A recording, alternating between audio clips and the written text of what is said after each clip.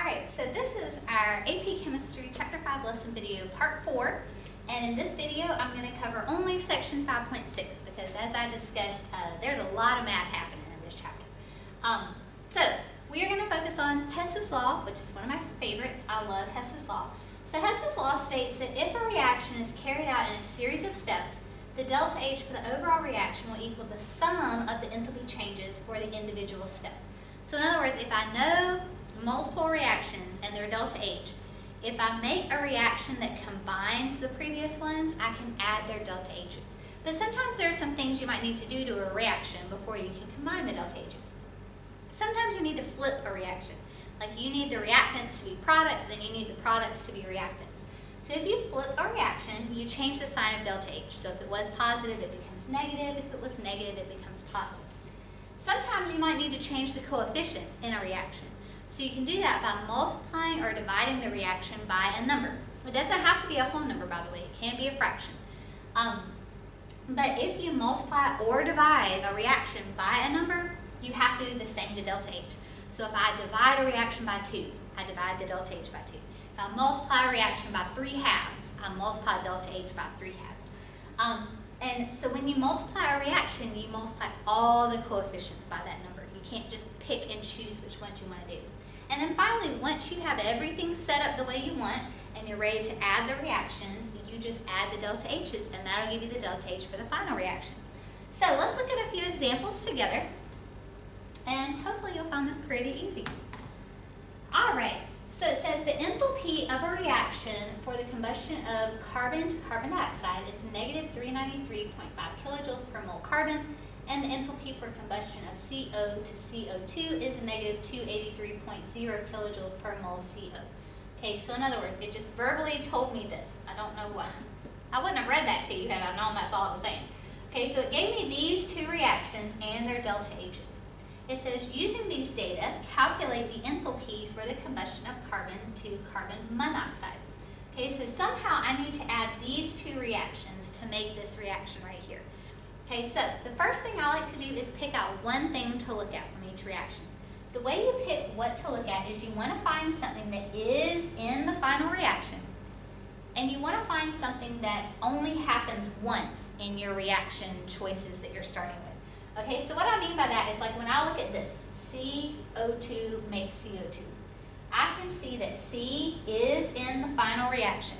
See, this is the final reaction that I want. So it does have carbon. I can see that my other reaction doesn't have carbon. That's a positive. Alright, I can see that this reaction has O2. That's in my final reaction. But O2 is also in this reaction, so I don't want to look at that one. And then I can see CO2 is not even in the final reaction, and it's in the other reaction. So in other words, for this one, the best substance for me to look at would just be carbon. Alright, in my second reaction, I can see CO is in the final reaction, and it's not in this reaction. I can see O2 is in the final reaction, but it's also in this one, so I don't want to look at that. I can see CO2 is not in the final reaction, and it's also in this reaction. So for this one, I would want to focus on CO. Okay, so that's all I do. I'm not going to go through that whole process every single time. Alright, so once you pick what you want to look at, you just need to make sure it looks the way it does in the final reaction. So what I mean by that is it on the correct side of the yield sign? Like if it's a reactant, is it a reactant in your example? And do you have the right amount? So I want 1 carbon as a reactant. In this reaction, I have 1 carbon as a reactant. So since carbon is on the correct side of the yield sign, and I have the correct amount, I'm not going to do anything to that reaction. So I'm just going to rewrite it exactly the way it is. So I have carbon and oxygen making CO2. And so since I did nothing to the reaction, I don't need to change delta H. So delta H remains negative 393.5 kilojoules. Alright, so in my next one, I chose to look at carbon monoxide. I have 1 carbon monoxide as a reactant. I want 1 carbon monoxide, but as a product. So here I have the correct amount. I have 1, and I need 1, but it's on the wrong side of my yield sign. So this is an example where I want to flip the reaction. See y'all, when you flip a reaction, all you do is you write the products first. So I'm going to start with my CO2, and then you write your reactants. So I'm going to make CO and 1/2 O2. So since I flipped the reaction, I'm going to change the sign of delta H. So it becomes 283.0 kilojoules. So notice it's no longer negative. All right, so next step is I need to make sure I have the right reaction. Oh gosh, I didn't leave myself a lot of room down here. Hopefully you can see all this. So when you're adding your reaction, things on opposite sides of the arrow will cancel. Okay, so I can see, for example, I have a CO2 over here, I have a CO2 over here. So it's really helpful if you line your arrows up so that you can start canceling. Another thing that will cancel is I have half O2 here and 1 O2 here. That means I can cancel out a half O2. So I get rid of my half, and then my 1 becomes a half. All right, and so now I just write what I have left. So I have a C, I have a half O2, and I have a CO. So is this the reaction that I wanted? Yes. As long as this is the reaction you want, then you're ready to add up your delta H's. So I just combine my two delta H's, and in this case, I got negative 110.5 kilojoules. And that's all you do, okay? So Hess Law, super easy, super fun. I really like it when you get like a whole bunch of reactions, like 5 reactions. I will tell you that it gets a little tricky when you have a reaction that's only there to cancel out other stuff, and we'll see that in a few minutes, okay? But if you're feeling confident, go ahead and try this one. If not, you know, you can watch me do it, try the next one, and then you can try the last one. We're going to do 4 of these. All right, so it gives me these 2 reactions with their delta H's, and we're trying to get this reaction right here. Okay, so remember what I talked about in the first one. If something is in both reactions, I don't want to look at that. Now this one throws people off sometimes because they're both carbon, but graphite and diamond are 2 different things. So these are the 2 substances I'm going to look at. All right, so let's look at the graphite first. I have 1 graphite as a reactant. I want 1 graphite as a reactant. So in that case, I'm going to leave that reaction as is. So I have my carbon graphite plus O2 makes CO2. Since I didn't change the reaction, I will leave the delta H as is. Alright, so our next one, we have 1 diamond as a reactant. I want 1 diamond as a product, so I need to flip this reaction. So I'm going to line up my arrows, and I'm just going to write my reactants first. So my products first. CO2, and then that makes carbon in the diamond form, and oxygen. And since I flipped the reaction, I'm going to change the sign of my delta H to positive, so it'll be 395.4 kilojoules.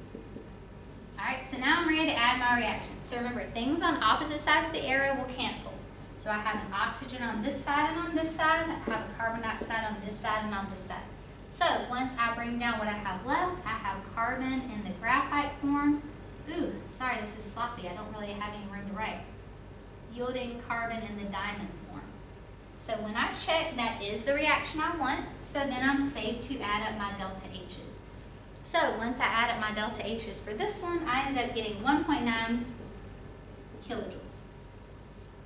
Just like that. Alright, so if you tried this one on your own, hopefully you got it right. If you weren't feeling confident yet, hopefully you feel a little more confident now and you can try the next one. So the next one, we're going to up it to 3 reactions, but don't let that worry you. Just go 1 reaction at a time. It's not a big deal. Alright, boy, I didn't give myself any more room. I need to rethink this when I make my PowerPoint. Alright, so we're trying to get this reaction right here, and they gave me these 3. Okay, so this is the delta H for this one. It just bumped it down when I was typing it. Alright, I'm trying to look for where to even work this out. I guess I'll just kind of put it right here, just really tiny. Alright, so we have 2 carbon plus hydrogen making C2H2. So in my first one, I noticed that all of them have oxygen, all of them have carbon dioxide, oh, not all of them. 2 of them have carbon dioxide, 2 of them have water. So that means for each one, I need to focus on just the first substance. Okay, and see all three of those are in the reaction that I want. All right, so in the first one, I have one C2H2 as a reactant. I want one C2H2 as a product. So I need to flip this reaction. Okay, so I'm going to change and do my products first. So the 2CO2 and H2O yields C2H2 and 5 halves O2. So since I flipped it, I'm going to change the sign of my delta H, so it becomes positive 1,299.6 kilojoules. All right, for my second one, I have one carbon as a reactant. I want 2 carbons as a reactant. So this one I need to multiply by 2. But I have to multiply all the coefficients by 2. So it becomes 2 carbon plus 2 oxygen makes 2 carbon dioxide. Since I multiplied all of that by 2, I need to multiply my delta H by 2. So once I do that, I end up getting negative 787 kilojoules. All right, then I move to my last one. I have one H2 as a reactant. I want one H2 as a reactant. So for the bottom one, I don't need to do anything. So, sorry, that arrow looks terrible. So I do H2 plus 1/2 O2 yields H2O. And since I did nothing to the reaction, my delta H doesn't change, so it remains as 285.8 kilojoules. All right, so this is where, sorry, it's going to get a little tricky. I'm going to add up my reactions, but I'll put it down here because I'm just out of room. Same thing for delta E. All right, so let's look at what cancels. I can see that I have water on both sides. I can see that I have 2 carbon dioxides on both sides. Now, oxygen gets a little tricky. 5 halves is just 2.5. If you look, I have 2.5 oxygens on this side, so all my oxygens cancel. So let me write what I have left. I have 2 C's, I have an H2, and it's making C2H2. All right, that is the reaction that I wanted, so I'm safe to add up my delta H's.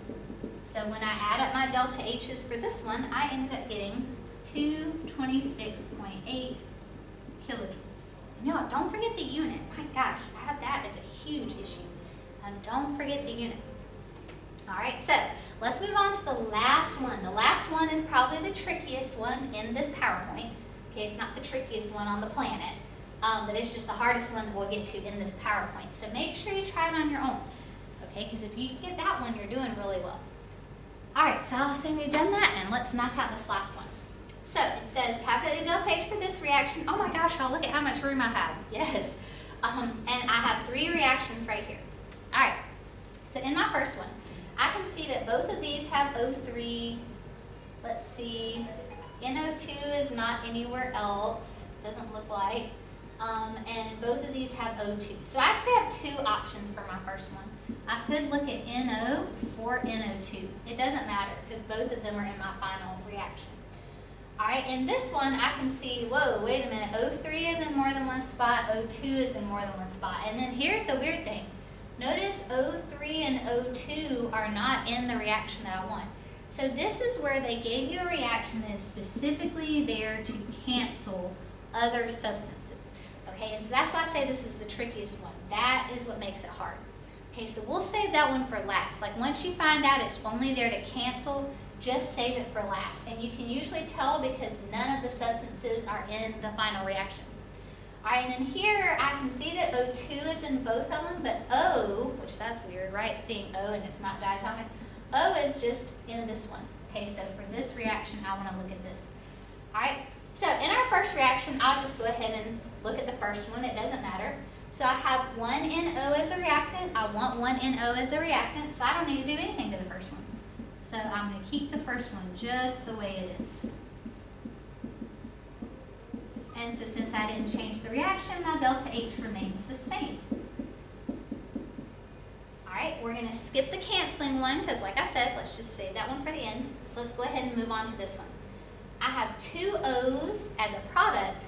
I want 1 O as a reactant. So in this one, I have to do 2 things. I need to flip it to get it on the correct side, and I need to divide it by 2. Okay, so I'm going to flip. So I put my 2O first, but remember I'm dividing by 2. So it'll just be O, and then I'm going to write my O2 next, but remember I'm dividing by 2, so it's going to be 1/2 O2. So since I flip it, my delta H changes sign, but I divided it by 2, so I need to divide that by 2 also.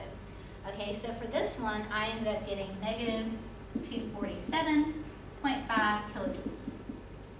All right, so now let's look at that canceling one. All right, so it's important to realize we don't want O3 or O2 in our final reaction.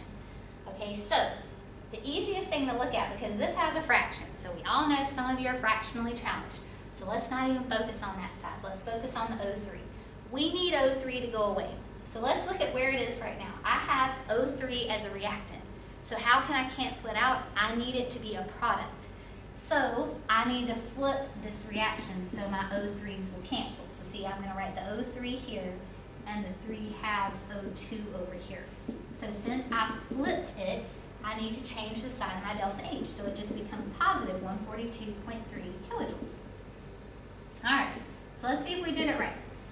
So let's start our canceling. So we know our O3s will cancel. Thank goodness we set that up to happen. All right, I have 3 halves, or 1.5 O2s on this side. I have 1.5 O2s on this side. Look how perfectly that worked out. So then I'm left with NO plus O yields NO2. Well, that's the reaction that I want, so that means I'm good to add up my delta H's. So once I added up my delta H's, drum roll, hopefully you got it right, I got negative 304.1 kilojoules. Alright, so hopefully you find Hess's Law as fun as I do. I think it's just kind of like a game. You're just trying to add some stuff up to get a reaction. So hopefully you didn't find this too hard. We should have covered this in honors, so hopefully it was just kind of a review.